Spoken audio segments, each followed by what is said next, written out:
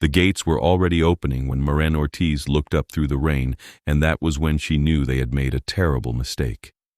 Her sister's weight had been growing heavier with every step up the mountain road, dead weight sagging against her shoulder, and Maren's scrubs were plastered to her skin beneath her soaked jacket. Lightning split the sky behind the castle, turning its black stone the color of bone for one terrible second. The gates were iron and ancient, tall as a cathedral, and they swung open without a sound despite their size. No one stood behind them, just an empty courtyard and rain hammering the flagstones, and a figure crossing toward them through the downpour like he'd been waiting. Maren's first coherent thought was that he looked like something painted on a church ceiling, beautiful and wrong. White hair darkened by rain, skin so pale it seemed to glow in the lightning flashes, and he moved with a predator's economy. He wore black, simple and elegant, and his eyes found hers across 20 feet of storm and held. "My sister," Maren heard herself say, though her voice barely carried. "She needs help." He was already reaching for Lily, and Maren's paramedic training kicked in hard. She shifted her grip protective, even as her arms screamed with exhaustion. "I need to know what you'll want in return." The Vampire King, because that's what he had to be, looked at her for a long moment. Up close, his eyes were the color of winter rivers, gray and depthless. "Get her inside," he said, and his voice was nothing like she'd expected. Rough-edged, impatient. "Argue with me when she isn't dying on my doorstep." He took Lily's weight with a gentleness that seemed at odds with everything else about him, and Maren followed because there was nothing else to do. She'd driven 4 hours on back roads with Lily bleeding in the passenger seat, the GPS leading them higher and higher into mountains that shouldn't have had a castle in them. The address had been in their grandmother's papers, the ones Maren had found in the safe deposit box after the funeral. One card, cream-colored and heavy, with an address and a single line in old-fashioned script. "The House of Elaith remembers its oaths." Maren hadn't understood it until 3 nights ago, when men in tactical gear had kicked in her apartment door, looking for Lily. The castle's entrance hall was warm and massive, lit by iron chandeliers that might have been electric or might have been something else. The vampire carried Lily toward a staircase wide enough to drive a car up, and Maren stayed close enough to touch. "Where are you taking her?" "Guest wing. There's a doctor already on his way." He glanced back at her, still moving. "You're going to collapse in about 2 minutes. When did you last eat?" "I'm fine. You're a terrible liar." He turned down a corridor lined with portraits, all those painted faces watching them pass. "Your grandmother was better at it." That stopped Maren cold. "You knew her." "Knew her grandmother. You have the same jaw." He shouldered open a door into a bedroom that belonged in a museum, all dark wood and tapestries and a bed large enough to sleep 4. He laid Lily down with a care that made Maren's throat tight, then stepped back. "The bullet went through. She's lost blood, but she'll live if infection doesn't set in. My physician is mortal, if that matters to you.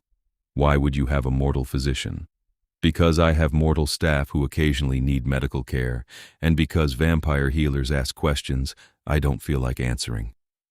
He moved to the fireplace and knelt, building a fire with the kind of efficiency that suggested he'd done it 1,000 times. "Your sister is 20, you're 26. You're a paramedic in Denver, she's pre-med at UC Boulder. You haven't spoken to your mother in 4 years. Your grandmother died 3 months ago and left you a safe deposit box, but no explanation. Am I close?" Maren felt cold despite the fire starting to crackle. "How do you know any of that?" "Because I've had people watching your bloodline for 200 years, and because when your grandmother died, I knew one of you would eventually end up here." He stood, brushing ash from his hands, and in the firelight he looked less like a painting and more like something carved from marble, ancient and impossibly still. "The men who came for your sister, what did they want?" Maren looked at Lily, pale and unconscious on the bed. "They said she was special, that her blood could be used for something. They tried to take her and I—" Her voice cracked. "I had a go bag in my car. We ran." "Smart." He crossed to the door. "A woman named Sarah will be here in a moment with clothes and food. Don't leave this room until I come back. Wait. Maren stepped between him and the door, which was stupid, which was suicidal, but she'd just driven her baby sister to a vampire's castle and she needed answers. I need to know what we're walking into. What oath? What does our grandmother's bloodline have to do with you? He looked down at her, and Maren realized he was tall enough that she had to tilt her head back. Your family has been gatekeepers for mine since 1823. Your great-great-great-grandmother swore an oath to my house in exchange for protection, and every generation since has renewed it. Your grandmother came here once, when she was 17. She chose not to renew, and I let her go. But the oath specified that if any of her line needed sanctuary, it would be granted. His expression didn't change. You're here. That means the oath holds whether you knew about it or not. What does gatekeeper mean? It means your bloodline was bound to mine. It means your grandmother was supposed to teach you certain things, give you certain protections, and she clearly didn't. It means your sister's blood is dangerous in ways you don't understand yet. He reached past her for the door handle. And it means those men will keep coming until either she's dead or they are. So rest, eat. I'll explain the rest when you're capable of hearing it. He was gone before Maren could respond, the door closing behind him with a soft click. Maren stood there shaking for a moment, then moved to Lily's bedside. Her sister's pulse was thready but steady under her fingers, and the wound in her shoulder had stopped bleeding. Maren found a basin of water on the nightstand, clean cloths beside it, and started cleaning the blood away with automatic precision. Gunshot wound, through and through, entry and exit both clean. Lily had been lucky. 3 inches lower and it would have hit her lung. The door opened again, and a woman came in, round-faced and practical-looking, carrying an armload of clothes. I'm Sarah, she said. I manage the household. You'll want to get out of those wet things before you catch something. Maren looked up. You're human. Most of the staff are. Sarah set the clothes on a chair and moved to the other side of the bed, checking Lily's pulse with the ease of long practice. The king doesn't like having too many vampires underfoot. Says they're dramatic. She glanced at Maren. You're safe here, both of you. Whatever you're afraid of, he's worse. That's not comforting. Sarah's smile was small and genuine. It should be. Come on. Let's get you cleaned up before Dr. Chen arrives. Maren let herself be herded into a bathroom that had heated floors and a shower large enough to sit in. She stood under water hot enough to burn, scrubbing blood from under her fingernails, and let herself shake apart for exactly 2 minutes. Then she pulled herself together, because Lily needed her functional, and got dressed in clothes that fit perfectly despite no one knowing their sizes. By the time she came out, an elderly Asian man was bent over Lily with a stethoscope, and the vampire king was back, standing by the window with his arms folded. He'd changed into dry clothes, and without the rain, he looked even more unreal. Beautiful in a way that made Maren think of cold things, diamonds, glaciers. Clean wound, Dr. Chen was saying. No sign of silver contamination, which is lucky. I'll start her on antibiotics and fluids. She should wake within a few hours. Make sure she's comfortable. The king's voice was quiet. Whatever she needs. Of course. Dr. Chen packed his bag with the efficient movements of someone who'd done this many times before. He nodded to Maren on his way out. Your sister will be fine. You did well getting her here. Then it was just the 3 of them, Lily unconscious, Maren exhausted, and the vampire king watching the storm through the window like he could see something in it that Maren couldn't. You should eat, he said without turning. I should understand what's happening. You can do both. He finally looked at her. Sit. I'll have food brought up and I'll explain everything, but I need you coherent, and you won't be if you collapse. Maren wanted to argue, but her hands were shaking and her vision kept swimming. She sank into a chair by the fire, and Sarah reappeared with a tray like she'd been summoned by thought. Soup, bread, cheese, fruit. Simple food that smelled so good, Maren's stomach cramped. Eat, the king said again, and this time it wasn't quite a command. I'm not going anywhere. Maren ate. The soup was rich and savory, and she could feel strength seeping back into her limbs with every swallow. The vampire watched the storm, and after a while he started talking. Your bloodline goes back to a woman named Maren Ortiz, who came to this country from Spain in 1822 with her husband and daughter. They settled in the mountains, and within a year, her husband was dead, killed by a vampire who didn't believe in my laws about feeding. He spoke quietly, like he was reciting something memorized. She came here with her daughter and asked for justice. I gave it to her. In return, she swore an oath. Her family would serve as gatekeepers, maintaining the wards around this estate, keeping records of my house's movements, acting as intermediaries with the mortal world. In exchange, my house would protect hers. Always.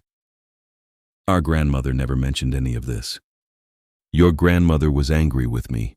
She came here when she was 17, the way every firstborn daughter in your line has, to be trained in the old ways. But she was in love with a boy back home, and she wanted a normal life. I let her break the oath. I gave her protections anyway, wards that would hide her bloodline from those who might want to use it. But wards fade when the one who made them dies. He turned from the window. I died in 1847. I was killed by a rival house, and it took me 30 years to return. By then, your grandmother was already gone, married, hidden. The wards held, but she never passed the knowledge down. She never told your mother, and she clearly never told you. Maren set down her spoon. What does Lily's blood do? It unmakes us. His voice was flat. A gatekeeper's blood is a solvent. In high enough concentration, it can dissolve a vampire down to nothing. It's not common. One in every few generations of gatekeeper families, maybe fewer. Your grandmother didn't have it. Your mother doesn't, but Lily does. The room felt very cold. The men who came for her, they knew. They belonged to an organization called the Ash Order. Hunters, but not the kind from stories. They don't stake vampires in alleys. They're well-funded, politically connected, and they've been harvesting gatekeeper bloodlines for decades, using them to make weapons, to sell to the highest bidder. If they have your sister, they'll bleed her dry over months, maybe years, extracting every drop they can. He crossed the room and crouched in front of Maren's chair, bringing himself eye level with her. I will not let that happen. Sanctuary means you're under my protection, both of you, and I don't break my oaths. But you need to understand what that means. It means war with the Order. It means fighting people who have resources and weapons and no morals, and it means you're going to have to trust me. Maren looked into those Winter River eyes and saw something she hadn't expected. Not hunger, not calculation, just a bone-deep weariness, the kind that came from keeping promises for centuries. Why? She asked. Why do you care? The oath was broken. You could have turned us away. Because your great-great-great-grandmother asked me for justice and I gave it. And that means something to me. Because I'm tired of letting monsters thrive in the dark. And because... He stopped, something crossing his face too fast to read. Because when your grandmother came here, I promised her that if any of her blood ever needed sanctuary, they would have it. I keep my promises. All of them. Maren held his gaze. She'd spent her entire adult life reading people in crisis, learning to spot the difference between those who meant to help and those who meant to hurt. This vampire king, this ancient creature with his cold beauty and his rough voice, felt like neither. He felt like someone keeping watch over something he'd long since stopped expecting to matter and doing it anyway. Okay, she said. Tell me what we need to do. Something like approval flickered in his expression. First, your sister heals. Second, I call a council. If the Ash Order is harvesting bloodlines, other houses need to know. Some will want to help. Some will want to use Lily themselves. I'll deal with them. He stood. Third, you rest. You're no good to your sister if you're dead on your feet. I'm not leaving her alone. Then sleep here. There's a second bed through that door. He moved toward the exit, then paused. My name is Hadrian Elaith. You can use it. Maren, she said, though he clearly already knew. That's Lily. I know. He looked back at the bed, at Lily's small, still form. She'll be safe here. I promise you that. Then he was gone, and Maren was alone with her sister, and the sound of rain on stone, and the weight of promises made by people she'd never met. She checked Lily's pulse again, adjusted the blankets, then stumbled into the adjoining room and found a bed that felt like sleeping on clouds. She meant to stay awake, to keep watch, to plan. But exhaustion pulled her down like a tide, and she was asleep before she could fight it. She woke to sunlight filtering through heavy curtains and the sound of Lily's voice, thin and confused. Maren was up and through the door before she was fully conscious, and Lily was trying to sit up, one hand pressed to her bandaged shoulder. Hey, don't move! Maren caught her sister's shoulders, easing her back down. You got shot. You need to stay still. Maren? Lily's eyes were huge and dark in her pale face. Where are we? Somewhere safe, I think. Maren brushed hair back from Lily's forehead. How do you feel? Like I got shot. Lily's voice cracked. Those men. I know, they're not here. We got away. Maren sat on the edge of the bed, keeping one hand on Lily's arm. I need you to stay calm, okay? Because we're in a vampire's castle, and he says he's going to protect us, and I don't know if we have any other choice. Lily stared at her. A vampire's castle. The address was in Grandma's papers. Some oath from 200 years ago. It's complicated. Maren, what the fuck? I know. A knock on the door made them both jump, and then Sarah was there with a breakfast tray, smiling like this was all perfectly normal. Good, you're awake. The king said to let you eat, and then he'd like to speak with you both. Nothing formal, just a conversation. She set the tray down, checked Lily's forehead with a practiced hand, and nodded. No fever. That's good. Dr. Chen will be by later to check the wound. She left before either of them could respond. Lily looked at Maren. This is insane.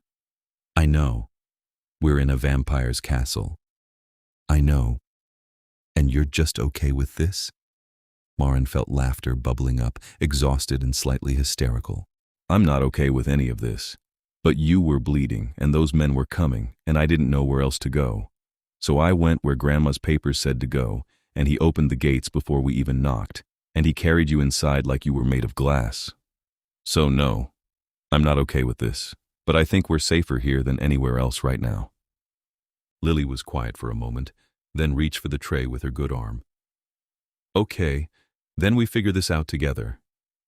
They ate, and Maren filled in the gaps from last night's conversation. Lily went very still when Maren explained about her blood, and even stiller when she described the ash order. So I'm a weapon, Lily said finally. You're my sister, you're a person, and anyone who wants to use you like a weapon is going to have to go through me. And a vampire king. Apparently. Lily looked down at her hands. I don't feel special, I just feel scared. Maren pulled her into a careful hug, mindful of the shoulder wound. We'll figure this out, I promise.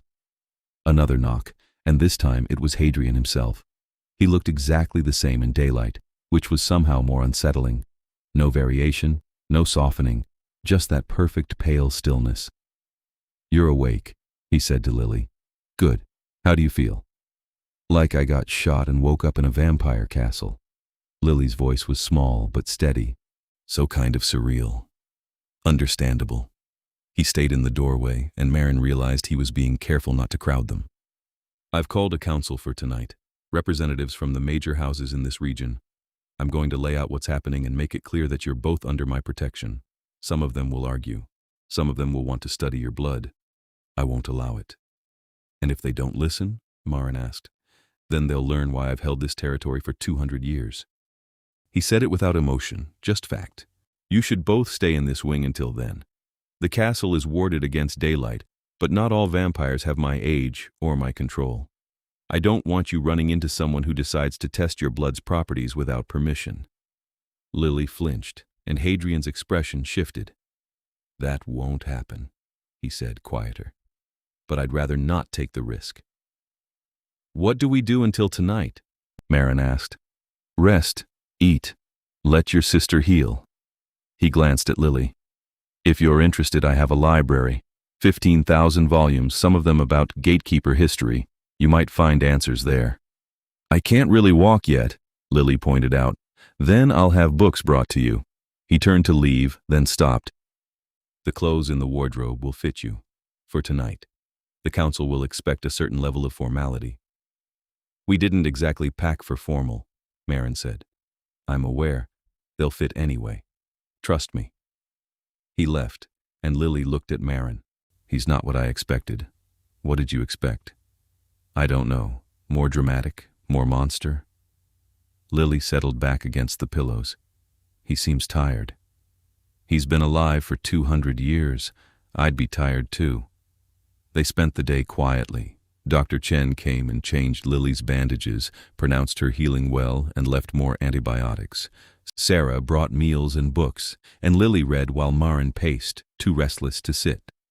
The castle beyond their windows was a sprawl of dark stone and iron, all of it covered in wards that made Maren's eyes ache if she looked too long. The storm had passed, leaving everything washed clean and sharp. Mountains rolled away in every direction, and Maren couldn't see a single road. "How did anyone even build this place?" she muttered. "Magic, probably," Lily said without looking up from her book. "This one says the original vampire bloodlines were sorcerers before they were vampires, that the transformation was voluntary, a way to live long enough to master their craft. Great. Magical vampires. That makes me feel so much better." "Maren." "Yeah? Are you scared?" Maren looked at her sister, small and pale in the massive bed, bandaged and reading like this was just another study session. "Terrified." "Me too." Lily closed the book. "But I'm glad you're here. There's nowhere else I'd be." Evening came early in the mountains, shadows pooling in the valleys like spilled ink. Sarah appeared with dresses laid out in the adjoining room, and Maren stared at them in something like despair. One was deep green, the other midnight blue, and they looked like they'd been made for royalty. "I can't wear this," she said. "You can, and you will." Sarah's voice was firm. "The council takes presentation seriously. You're under the king's protection. That means you represent him, whether you like it or not. Now get dressed." The dress fit perfectly, which shouldn't have been possible. It moved like water and made Maren look like someone she didn't recognize, elegant and dangerous. Sarah did something to her hair that made it look intentional rather than chaotic, and by the time she was done, Maren could almost believe she belonged in a castle. Lily's dress was blue and simpler, designed to accommodate her injury, and she looked younger than 20, fragile as glass. "I hate this," Lily whispered.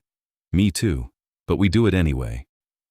Hadrian came for them an hour after sunset. He'd changed into something formal, black on black with a high collar, and he looked every inch the vampire king. Ancient, powerful, untouchable. His gaze moved over them both, and something in his expression eased. "You'll do," he said, which wasn't quite a compliment. "Stay close to me. Don't speak unless I indicate you can. Some of the council members are old and traditional, and they won't take kindly to mortals interrupting." "Even mortals under your protection?" Maren asked. "Especially those. It's a power play. They'll want to see if I really mean it." He offered Lily his arm. "Can you walk?" "I think so." He supported her weight without visible effort, and they moved through corridors that grew progressively grander, more ornate. Maren stayed close, her heels clicking on marble floors, and tried not to think about the fact that she was walking into a room full of vampires who might see her sister as a weapon. The council chamber was circular and tall-ceilinged, ringed with stone pillars and lit by hundreds of candles. Vampires stood in small groups, all of them pale and beautiful and still in that way that marked them as other. The conversations died when Hadrian entered. He walked to the center of the room, Lily still on his arm, and Maren followed close enough to touch. A raised dais held a table with 7 chairs, and 6 of them were occupied. The 7th, at the center, remained empty. "My lords and ladies," Hadrian said, his voice carrying easily, "thank you for coming on short notice." "You called an emergency council, Hadrian." The speaker was a woman with white hair to her waist and eyes like chips of amber. "We came because the compact demands it, not because we're curious." "Then let me satisfy your obligations quickly."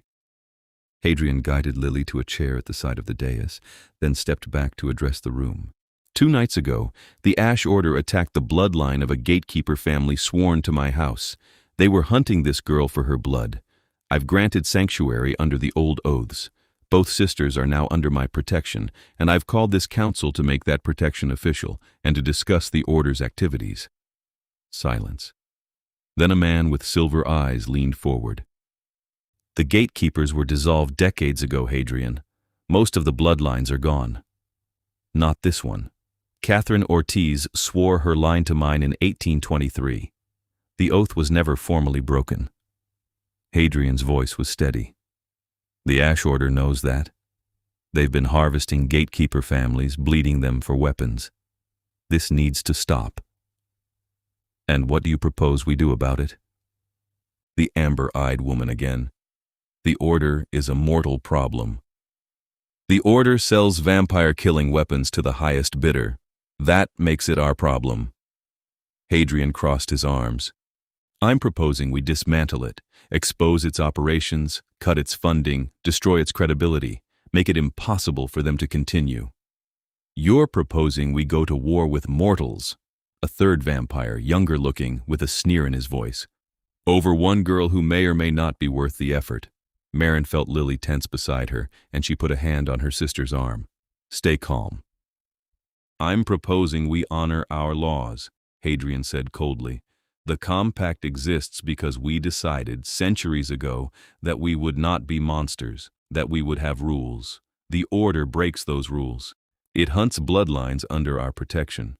If we allow that, we're no better than the creatures we've spent lifetimes trying not to become." Pretty speech. The amber-eyed woman stood. "But the girl's blood is a weapon, Hadrian. You know that. Even if we protect her from the Order, what's to stop another vampire from deciding she's too dangerous to live? What's to stop someone from using her the way the Order wants to?" "I am." Hadrian's voice dropped to something quieter and infinitely more dangerous. "Anyone who touches her will answer to me. Is that clear enough, Seraphine?" Seraphine smiled, and it wasn't friendly. "Clear, but not enough. You're asking us to commit resources to fighting the Order, to protecting a bloodline most of us didn't know existed, and you're offering us nothing in return except your word that the girl won't be weaponized. Some of us might want more assurance." "What kind of assurance?" Maren heard herself ask, and every eye in the room turned to her. Hadrian's expression flickered, a warning, but Seraphine's smile widened. "The bold one speaks. Tell me, mortal, what would you offer us? What makes your sister's life worth a war?" Maren met her gaze and didn't flinch. "What would you want?" "Maren, don't." Lily's voice was barely a whisper. "Blood samples," another vampire said from the back of the room. "Enough to study, to understand how the solvent works. We could use that information defensively." "No." Hadrian's voice cracked like a whip. "She's not a laboratory experiment." "Then what is she?" Seraphine moved closer, her gaze fixed on Lily. "A weapon we can't use? A danger we're expected to ignore? You're asking a lot, Hadrian, on very little foundation." "The foundation is the compact, the laws we made, the oaths we keep." Hadrian positioned himself between Seraphine and Lily, a wall of controlled threat. "If those mean nothing to you, then leave. But don't pretend this is about assurances. This is about whether we still believe in our own rules." "Rules change." The silver-eyed man stood as well. "The world changes. Perhaps it's time we reconsidered what gatekeepers mean to us now." "Then reconsider on your own time." Hadrian's voice was ice. "But while you do, the girl stays under my protection.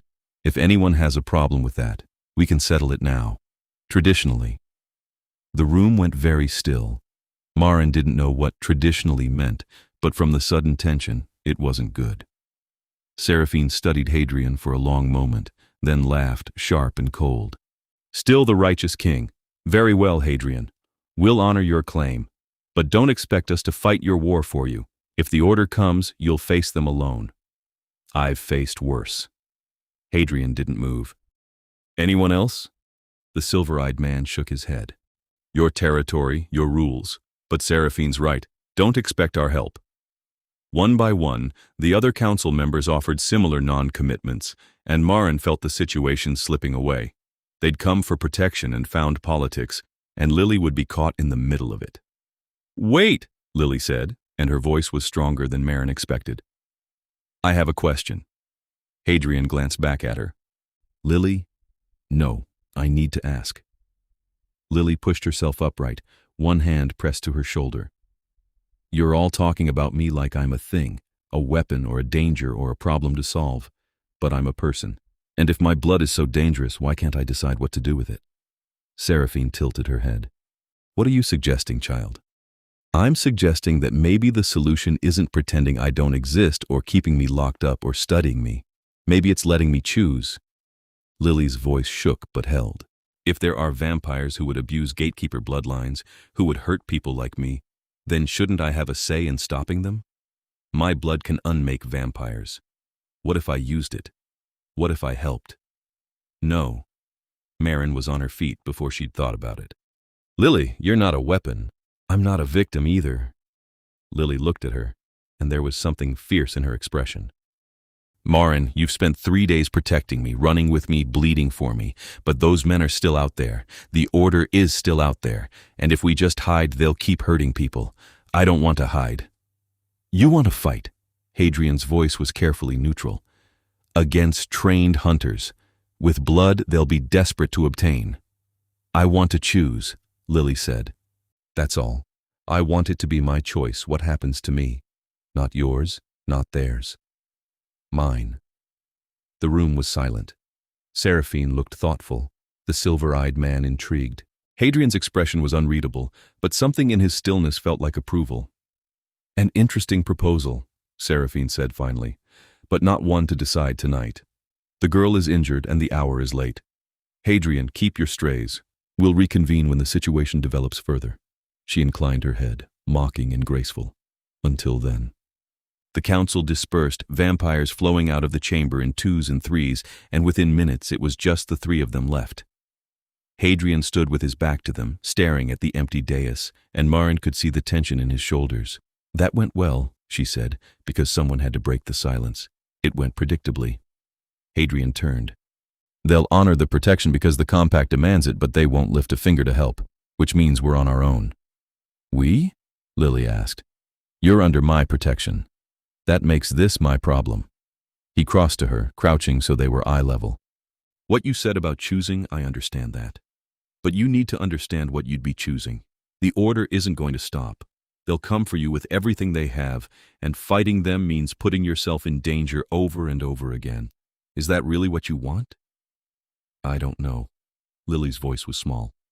But I know I don't want to be helpless. I don't want to be something people fight over. I want to matter. You already matter. Hadrian's voice was rough. Your sister drove through a storm to save you. I opened my gates for you.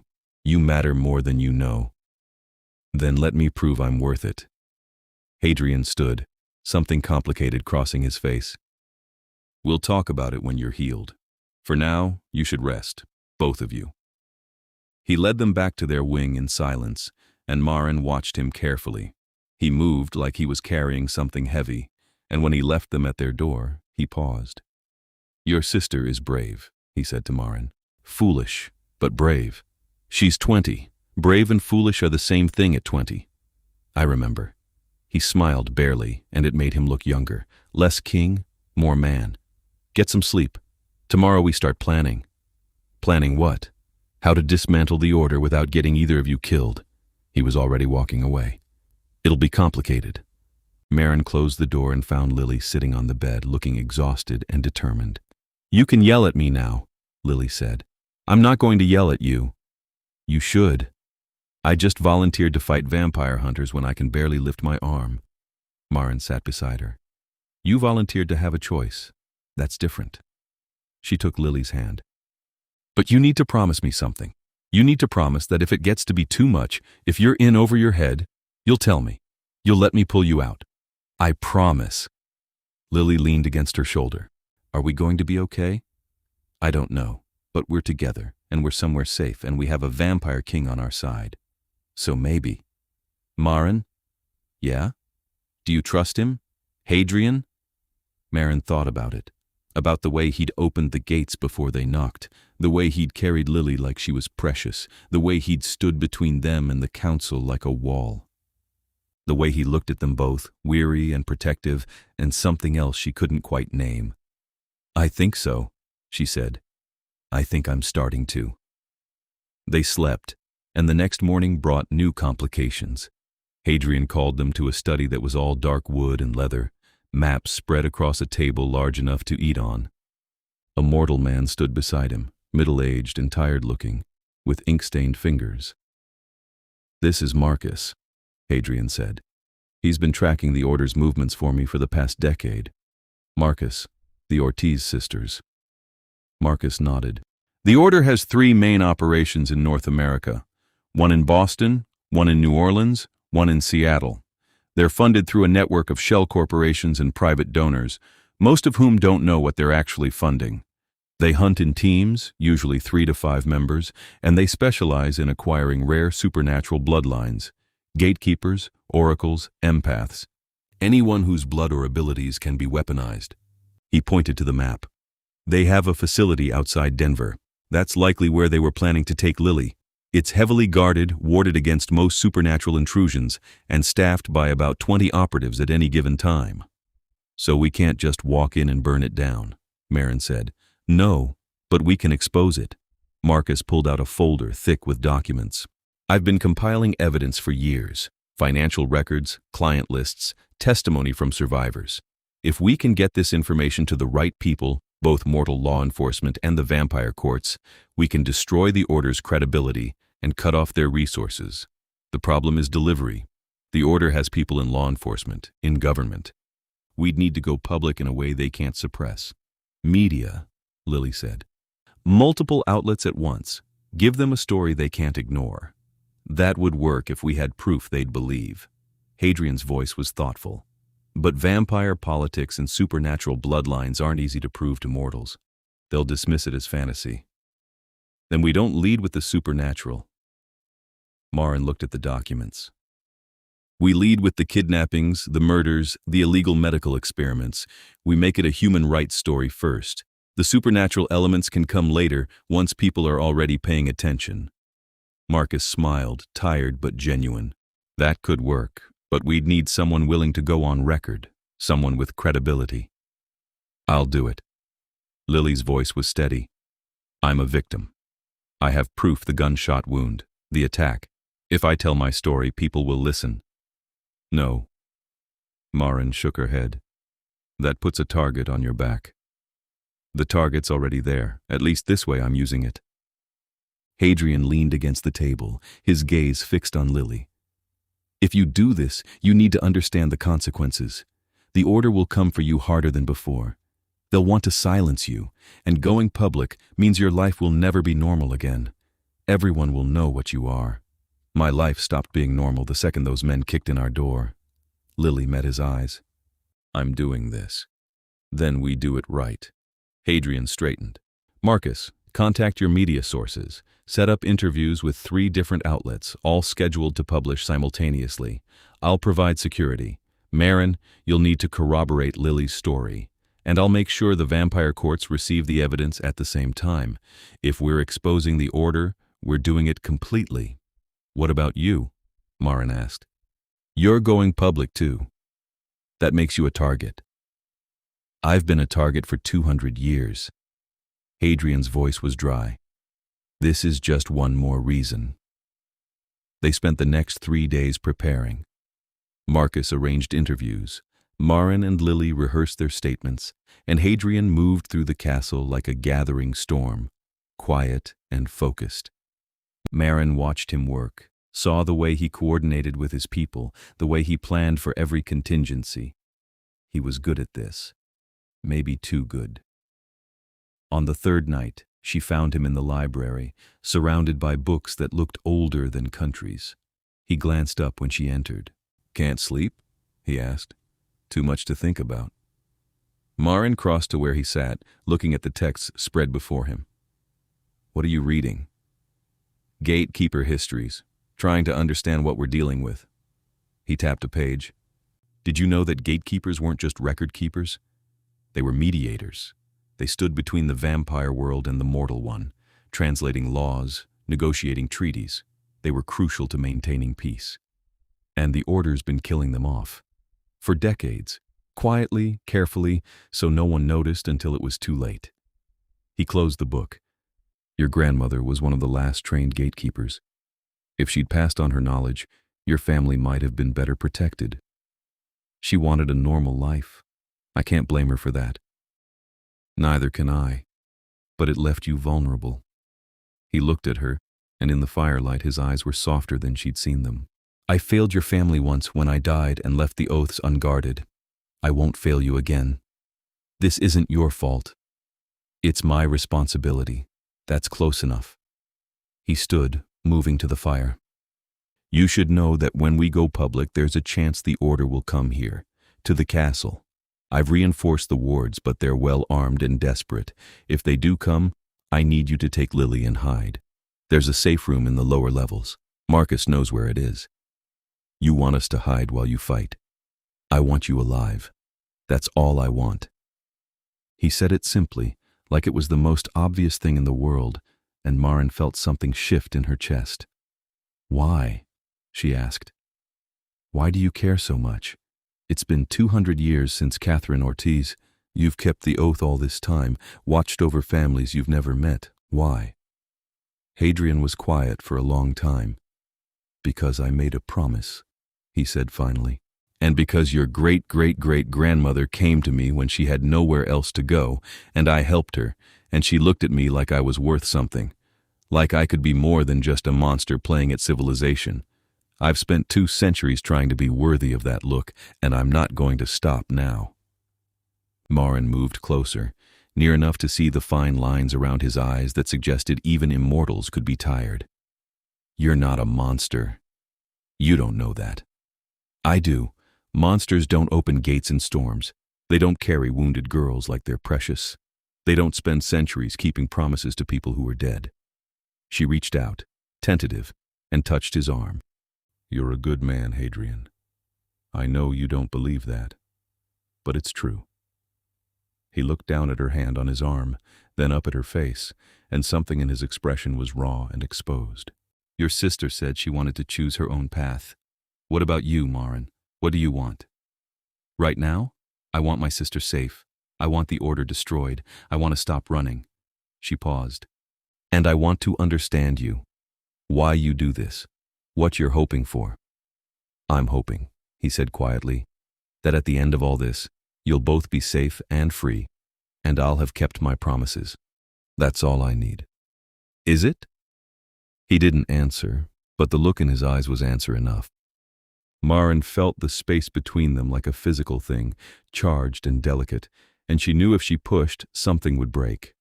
So she stepped back, gave him room to breathe. Thank you, she said. For everything.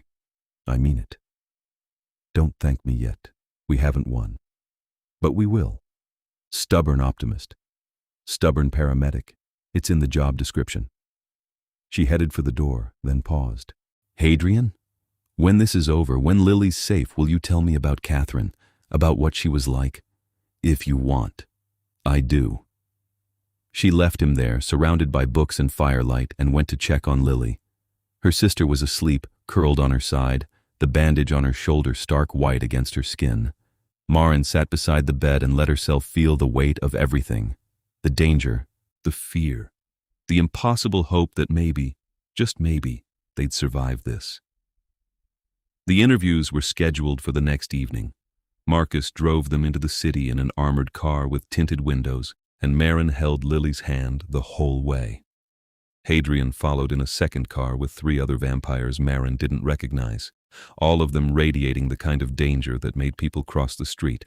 The first interview was with a journalist who specialized in investigative reporting, a woman named Chen who listened to Lily's story with sharp attention and asked questions that cut straight to the bone. Lily answered all of them, her voice steady, her hands only shaking a little. She showed the gunshot wound, still healing, and described the attack in detail that made Maren's stomach hurt. Why are you coming forward now? Chen asked. Why not go to the police? Because the Order has people in law enforcement. Because I tried to run and they found me anyway, and because I'm not the only one.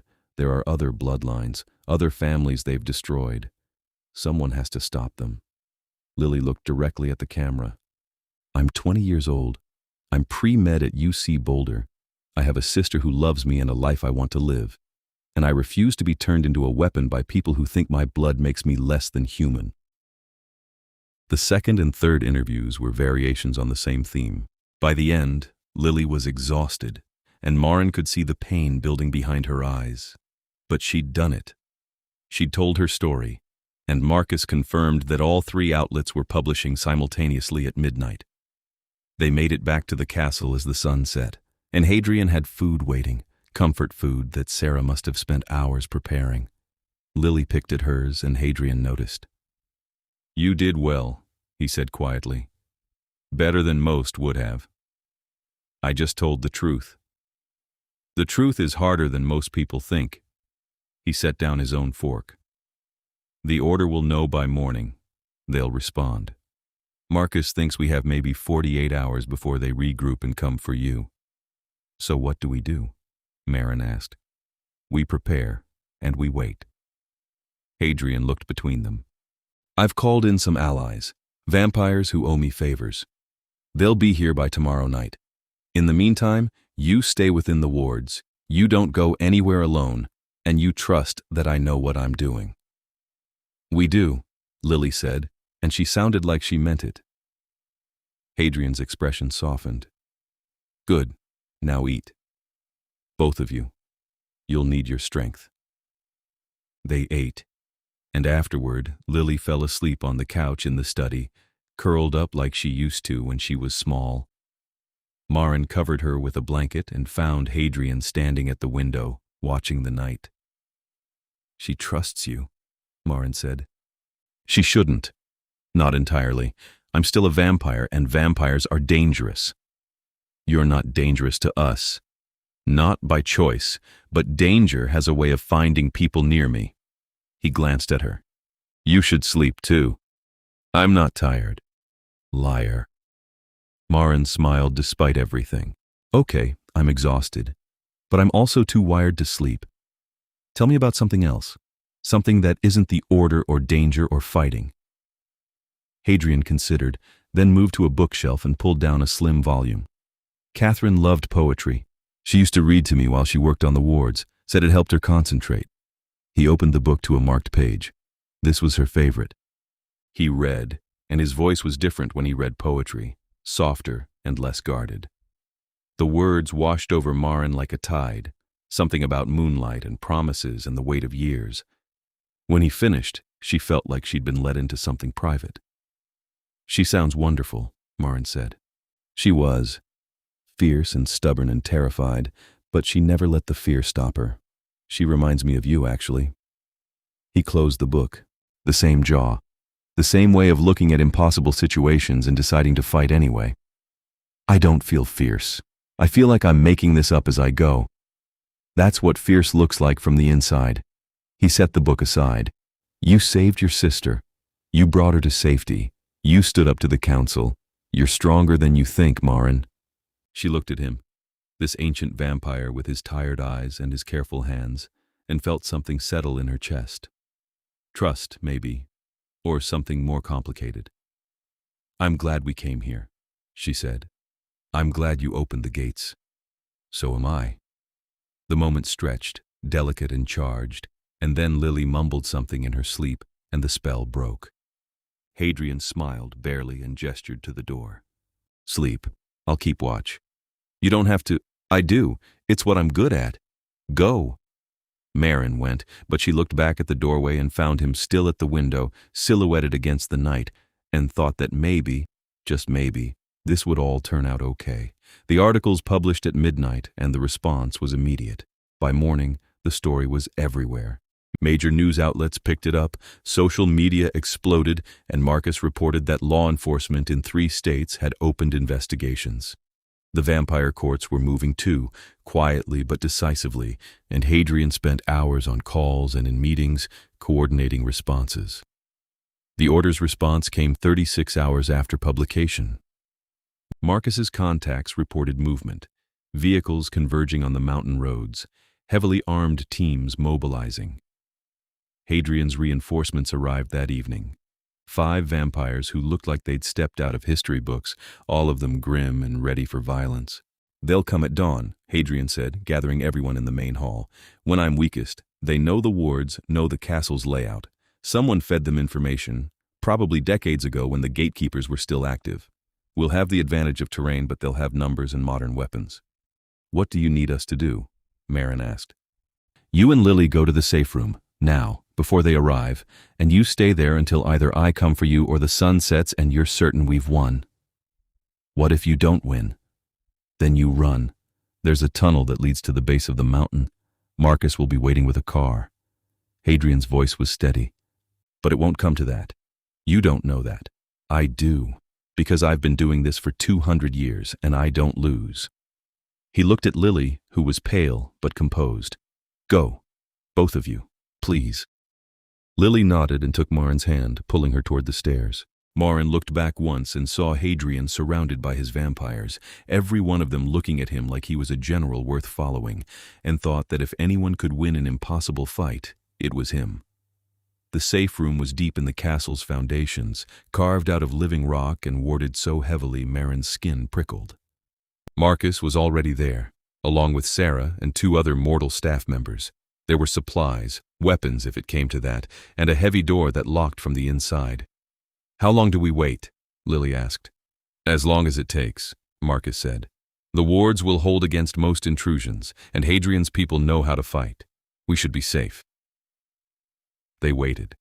Minutes crawled past, then hours. Maren could hear sounds through the stone, muffled and distant, gunfire, shouting, something that might have been an explosion. Lily sat with her knees pulled to her chest, and Maren kept one arm around her, protective, even though there was nothing to protect against down here. "He'll be okay," Lily whispered. "He has to be." "He will," Maren said, and prayed she was right. Dawn came and went. The sounds above faded, then stopped. The silence was worse than the noise, stretching out until Maren thought she'd scream from the tension. Marcus checked his watch, checked his phone, checked the wards, and said nothing. Then, finally, the door opened. Hadrian stood there, and he looked like he'd walked through hell. His clothes were torn, there was blood on his hands and face, and he moved like everything hurt. But he was alive. And when he saw them, something in his expression eased. "It's over," he said. "They're gone." Maren was on her feet and across the room before she'd thought about it, checking him for injuries with automatic precision. "You're hurt. I'll heal. It's what I do." His voice was rough, exhausted. "They brought 30 people. We took down most of them. The rest ran. And I made sure they knew that if they come back, I'll hunt them down myself." "Did anyone—" Lily couldn't finish the question. "We lost one. Nikolai. He was young and stupid and brave, and he gave his life making sure they didn't breach the inner wards." Hadrian's voice cracked slightly. "We'll honor him. But the rest of us survived, and you're safe. That's what matters." Maren wanted to argue, wanted to say that his life mattered too, but Lily got there first, throwing her good arm around him in a hug that made him go very still. "Thank you," Lily said, muffled against his shoulder. "Thank you for keeping us safe." Hadrian's arms came up slowly, carefully, holding her like she might break. "Always," he said, "for as long as you need it." They went upstairs and the castle was a mess. Scorch marks on the walls, doors blown off hinges, and people moving through the wreckage with the practiced efficiency of those who'd seen worse. Sarah was already organizing repairs, and the surviving vampires were tending their wounded. Hadrian moved through it all like a ghost, checking on his people, offering quiet words, and Maren saw the way they looked at him, loyal, grateful, trusting. "He's a good king," Marcus said beside her, "even when it costs him. It shouldn't cost him this much. All leadership costs. The good ones just pay it willingly." Maren helped where she could, cleaning wounds, organizing supplies, doing the things paramedics did when the crisis passed and there was nothing left but aftermath. Hadrian disappeared into his study with his remaining council members, and when he emerged hours later, he looked older somehow, worn in ways that had nothing to do with physical damage. "The courts have acted," he said, gathering everyone in the main hall again. "The Order's assets have been frozen, their leadership arrested, their operations shut down across North America. There's still work to do in other countries, but the threat here is ended." Relief swept through the room like a wave. Sarah actually cheered, and several of the vampires allowed themselves small smiles. Hadrian waited for the noise to die down. "There's more." An elder named Cassius from the European courts had been funding the Order, buying gatekeeper blood for his own purposes. The courts have judged him, and he's been executed. His house has been dissolved.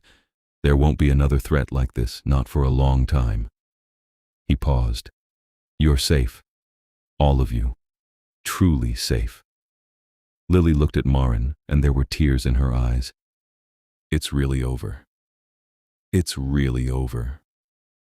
They clung to each other, and Maren let herself feel the weight of the last week finally lift. They'd survived. Against everything, against impossible odds, they'd survived, and the people who'd hunted them were gone. That night, after the others had gone to rest, Maren found Hadrian in the library again. He was sitting by the fire, staring into the flames, and he didn't look up when she entered. "You should be sleeping," he said. "So should you, if vampires sleep." "We do, we just don't need as much of it." He finally looked at her. "How's Lily?" "Exhausted, relieved. Talking about going back to school in the fall like this was just a weird detour." Maren sat across from him. "She wants to stay in touch, with you. She said you were the first person who ever treated her like her choices mattered." "They do matter. She matters." He rubbed his face. "I failed Nikolai. He was barely a century old, still impulsive, and I should have positioned him differently, should have protected him better. You can't protect everyone from everything. You know that. Knowing it doesn't make it easier." Maren reached across the space between them and took his hand. His skin was cold, but his fingers curled around hers immediately. "You saved us. You saved my sister. You kept every promise you made. That's not failure. It feels like it. Because you care. That's what makes you different." She squeezed his hand. "Thank you, Hadrian. For everything. For opening the gates. For taking us in. For fighting for us when you didn't have to." "I did have to. The oath." "No, the oath got us in the door. You chose to care. That's different." She met his eyes. "I think Catherine would be proud of you." Something in his expression broke, just a little, and he looked away. "I hope so." They sat in silence, hands still linked, and Maren felt the weight of everything that had happened settling into memory. The storm, the fear, the blood, and this man, this ancient vampire who'd stood between them and the world and refused to break. "What happens now?" she asked. "Now you decide. You and Lily. You can stay as long as you need, or you can go back to your lives. I'll provide protection either way, enough to make sure no one ever threatens you again." He looked at their joined hands. "But you're free. Both of you. That's what matters."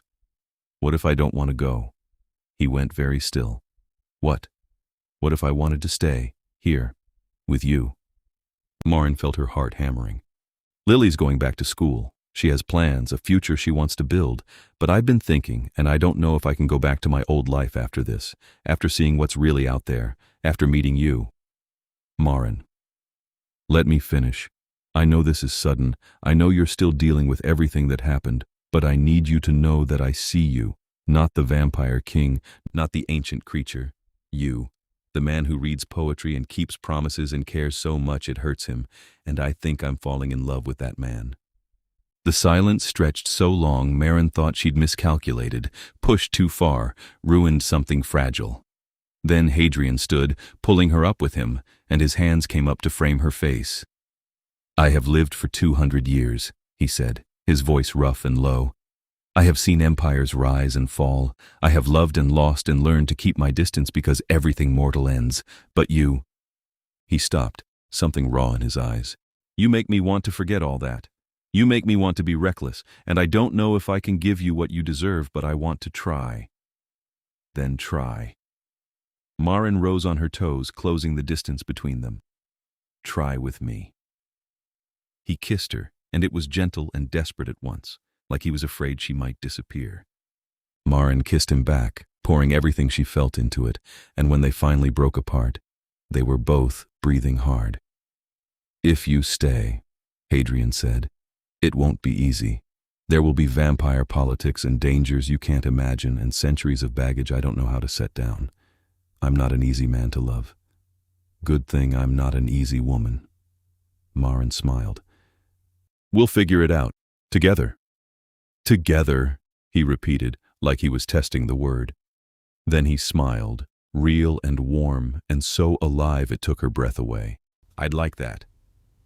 They stood there in the firelight, holding each other, and Maren thought about storms and gates that opened before you knocked, and vampire kings who kept impossible promises.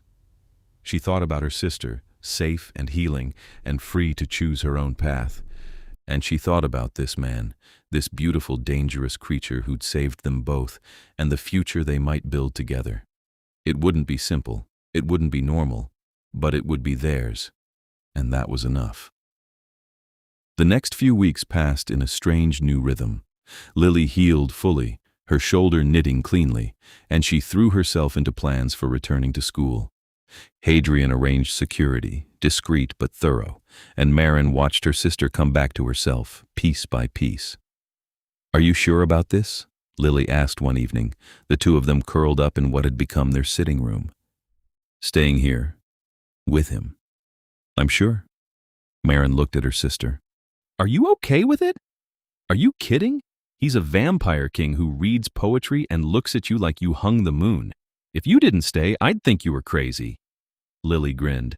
Besides, now I can tell people my sister is dating royalty. That's got to be worth something. You can't actually tell people that. I can tell some people. The ones who won't think I'm insane. Lily's smile faded. I am okay with it, though. Really. You've spent so much of your life taking care of me. You deserve something that's just yours. Maren hugged her, hard. You'll visit, right? During breaks? Try and stop me. This place has the best library I've ever seen. Lily pulled back. And Hadrian promised to teach me about gatekeeper history. The real stuff, not what's in books. I figure if I'm going to have weird supernatural blood, I should at least understand it. Just don't let him turn you into a vampire. Please, I have too many plans for mortality, medical school, residency, maybe research. Being immortal would ruin my timeline. They laughed, and it felt good. Normal. Like maybe they really would be okay. Hadrian came to find them an hour later. Lily, Dr. Chen wants to do one final check before you leave, and there's someone here who wants to meet you. Who?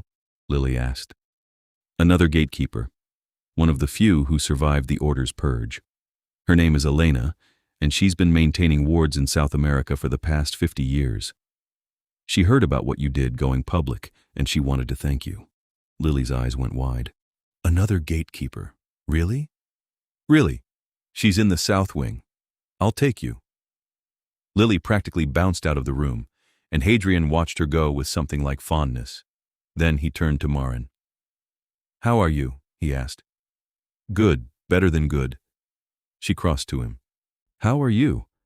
You've been busy. The courts are still settling.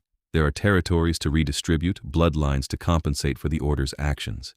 It's tedious, but necessary. He pulled her close, resting his chin on top of her head. But I keep thinking about what you said, about staying, about building something together, and it makes the tedium bearable. Good, because I meant it. I know. He pulled back to look at her. I have something to ask you. It's probably too soon, but I'm 200 years old, and I've learned that waiting for the right moment usually means missing it entirely. Maren's heart started to race. What is it? Stay, not as a guest, not under the protection oath. Stay as my partner, my equal. Help me run this house, navigate vampire politics, rebuild what the Order destroyed. I need someone who sees the world the way you do, who can call me out when I'm being an idiot, who reminds me why any of this matters? He took her hands. I'm not asking you to be some kind of vampire queen. I'm asking you to be you, here, with me, for as long as you'll have me. Maren felt tears prickling her eyes. That's not too soon. That's perfect. Is that a yes? That's a yes. She kissed him long and deep and felt him relax against her. I love you, Hadrian Elaith. Your dramatic vampire brooding, and your terrible poetry reading, and your complete inability to accept that you're a good person. All of it. I love you too. He said it like a revelation, like he'd just discovered something precious. My stubborn paramedic with terrible self-preservation instincts and a hero complex that rivals my own. We're going to be a disaster together. Probably, but it'll be our disaster. They stood there holding each other, and Maren thought about the girl she'd been a month ago, exhausted and terrified, running through a storm with her sister bleeding in her arms. She thought about the gates opening before they'd knocked, and the vampire king who'd carried Lily inside like she was precious. She thought about promises kept and battles fought, and the way love could grow even in the darkest places. This wasn't the life she'd planned, but it was the life she chose, and that made all the difference. Lily left for school 3 weeks later, driven away in an armored car with enough security to protect a president, and Maren stood at the gates waving until she couldn't see the car anymore. Hadrian stood beside her, solid and steady, and when she turned to him, he was already reaching for her. She'll be fine, he said. I have people watching her. Nothing will get through. I know, but she's my baby sister. I'm allowed to worry. You are. But maybe worry inside where it's warm. It's starting to rain. Maren looked up and realized he was right. Clouds were rolling in, dark and heavy, and the first drops were already falling. She started to laugh. What? Hadrian asked. It's raining, like the night we met, like the storm that brought us here. Is that funny? No, it's perfect. She took his hand. Come on, let's go inside. I want to hear more about those gatekeeper records Elena brought. And then maybe you can teach me about wards. If I'm staying, I should probably learn how they work. You want to learn ward magic? That takes years to master. Good thing I'm planning on staying for years then. She pulled him toward the castle, toward home. Let's get started. They walked through the rain together, and the gates swung shut behind them with a sound like a promise being kept. Inside, the castle was warm and bright, full of people who'd become family, and Maren felt something settle in her chest. Peace, belonging, home. This was where she was meant to be. Not in spite of the danger or the strangeness or the impossible circumstances, but because of them. Because she'd run through a storm and found someone who opened the gates before she could knock. Because she'd taken a chance on a vampire king who turned out to be just a man trying his best to do right by the promises he'd made. Because sometimes love found you in the most unexpected places, and all you had to do was be brave enough to let it in. 6 months later, Maren stood in the castle's great hall, watching Hadrian address a gathering of vampire lords and ladies. He spoke with authority and grace, laying out new protections for surviving gatekeeper bloodlines, proposing treaties with mortal governments, building something better from the ashes of what the Order had destroyed. And when he was done, when the applause had faded and the vampires had begun to mingle, he found her in the crowd and smiled. That night, they stood on the castle walls watching the stars, and Hadrian pulled something from his pocket, a ring, silver and ancient, set with a stone the color of winter rivers. This belonged to Catherine, he said. She gave it to me when she renewed the oath, said it was her family's, passed down through generations. I've kept it safe all this time, waiting for the right person to give it to. He took Maren's hand. I want you to have it, not as a gatekeeper, not as an oath, as my wife, if you'll say yes. Maren looked at the ring, at this piece of her family's history come full circle, and felt tears streaming down her face. Yes, she said, 1,000 times yes. He slipped the ring onto her finger, and it fit perfectly, like it had been waiting for her all along. They kissed on the castle walls, surrounded by stars and wards and 200 years of promises kept, And Maren thought that this was how love was supposed to feel, like coming home, like being found, like the gates opening before you even knew you needed to knock. The wedding was small, just family and close friends held in the castle's courtyard under a sky full of stars. Lily was there, radiant in her bridesmaid's dress, beaming so hard Maren thought she might burst. Marcus gave Maren away, and Sarah cried, and Hadrian stood at the altar, looking like every fantasy Maren had never let herself have. "I promise," he said when it was his turn to speak, "to protect you, to honor you, to love you for as long as you'll let me.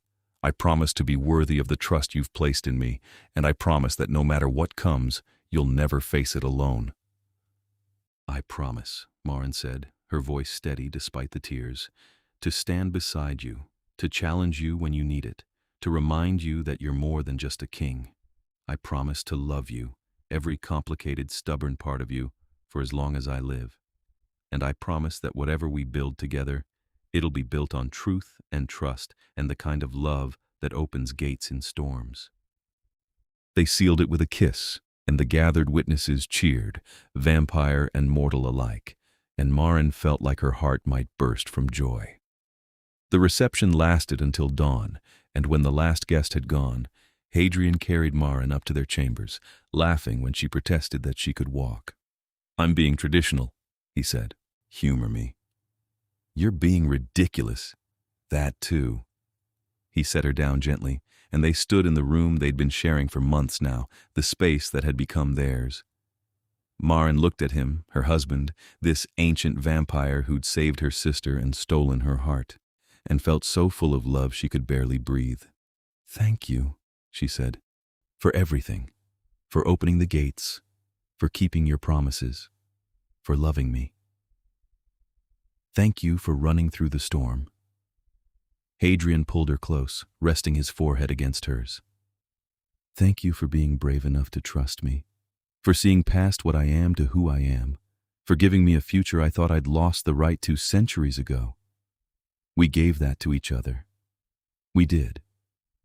They stood there holding each other as the sun rose beyond the windows, painting the room in shades of gold and rose. Outside, the world went on, complicated and dangerous and full of possibility. But inside, in their castle on the mountain, two people who'd found each other against all odds began the next chapter of their story. And it was only just beginning. Years passed in a rhythm of seasons and snowfalls, of vampire politics and quiet evenings by the fire. Lily graduated medical school at the top of her class and came home for every holiday, bringing stories of her research into supernatural bloodlines and their medical applications. She never married, too focused on her work, but she was happy, and that was all Maren needed. The castle grew and changed. More gatekeepers found their way to them, drawn by word of mouth and old promises renewed. Hadrian opened the gates to all of them, offering sanctuary and training, rebuilding what had been lost. Maren helped coordinate it all, bridging the gap between vampire and mortal, learning ward magic and ancient laws, becoming the partner Hadrian needed. They fought sometimes, passionate and loud, because neither of them knew how to back down. But they always came back together, always found their way through, because the foundation they'd built was strong enough to weather anything. On their 5th anniversary, Hadrian took Maren to the gate where he'd first opened them for her and Lily. It had been restored, polished until the iron gleamed and wards glittered in the metal like captured starlight. "I come here sometimes," he said, "when I need to remember what matters. I think about that night, about hearing 2 heartbeats in the storm and knowing one of them was failing. About opening these gates not knowing if you'd trust me, if you'd stay, if any of this would work." He turned to her.